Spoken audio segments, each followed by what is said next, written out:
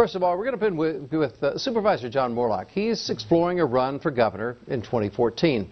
Moorlach's a Republican who served as treasurer tax collector for 12 years before being elected supervisor.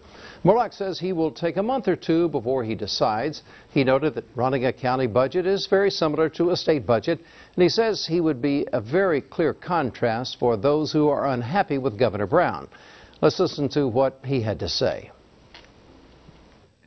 I'll have had 8 years of experience as a supervisor, which pretty much oversees all the programs that are brought down to the local level from the state. So certainly I'm conversant in healthcare and transportation and in jails and prisons and, you know, all the subjects that would be of import to the governor. And you're going to have Jerry Brown, who was brought to the table by the public employee unions funding his efforts, or someone that might be representing the taxpayers.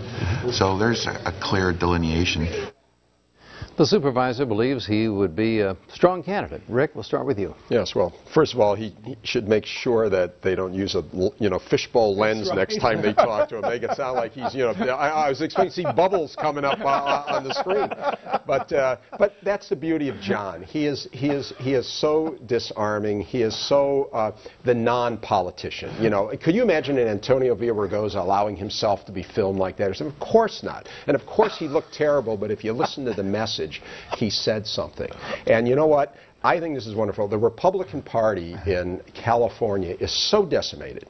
Nobody wants to run. Everybody knows a Republican can't possibly win. So why not?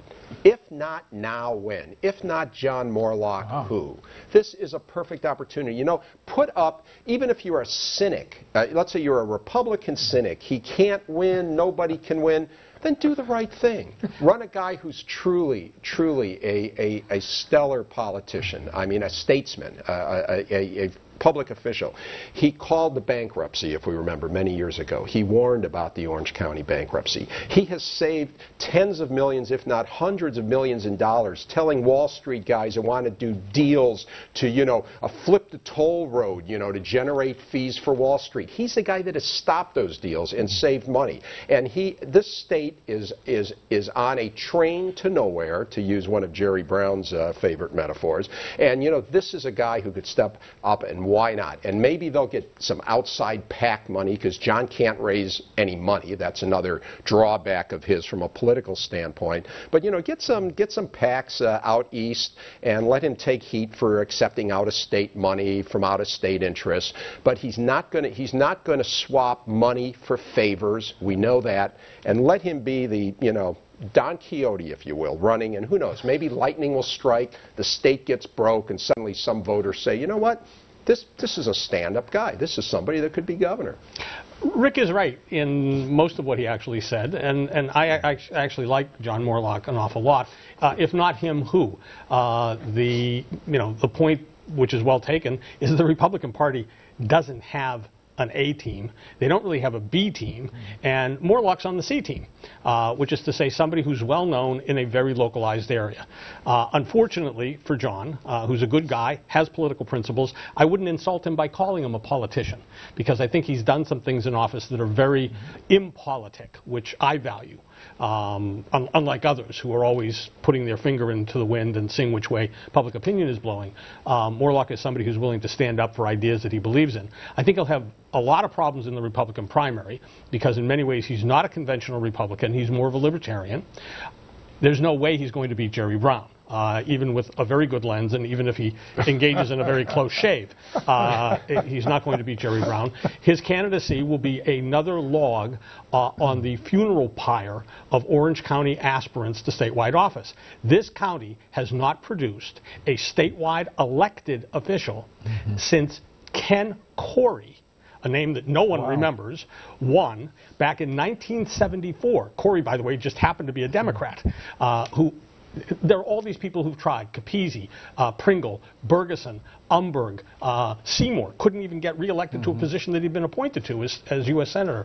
And a lot of that has to do with the fact that Orange County has no indigenous broadcast media coverage, which means that there aren't feeds to take Moorlach up to the rest of the state. So he's got virtually zero name identification out of Orange County, which is what will ultimately doom his campaign. That is the problem with California. I mean, if you are an enterprising politician, you have a very, very hard time getting heard anywhere in the state that matters. So, anybody who wants to run is at a great disadvantage, and because in his or her particular region, they're not going to be well known. That's where the money that Rick is talking about must come in.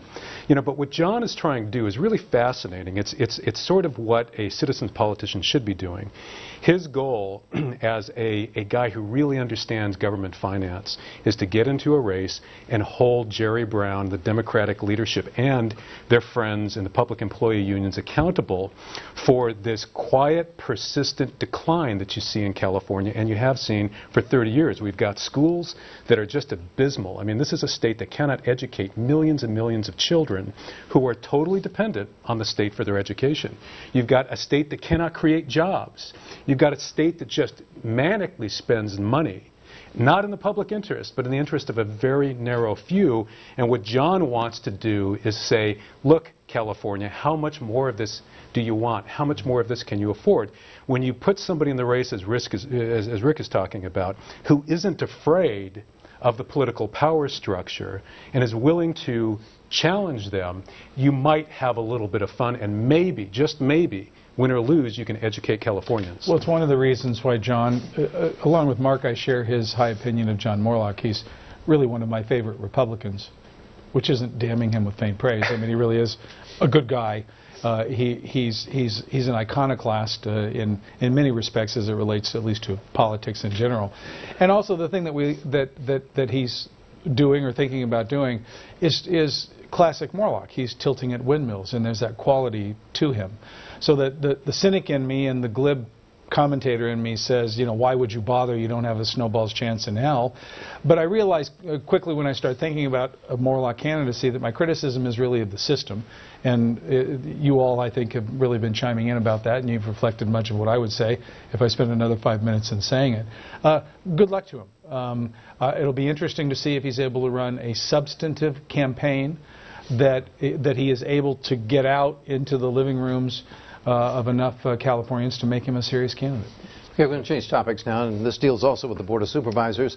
They voted to impose a labor contract on the county's nearly 500 public attorneys.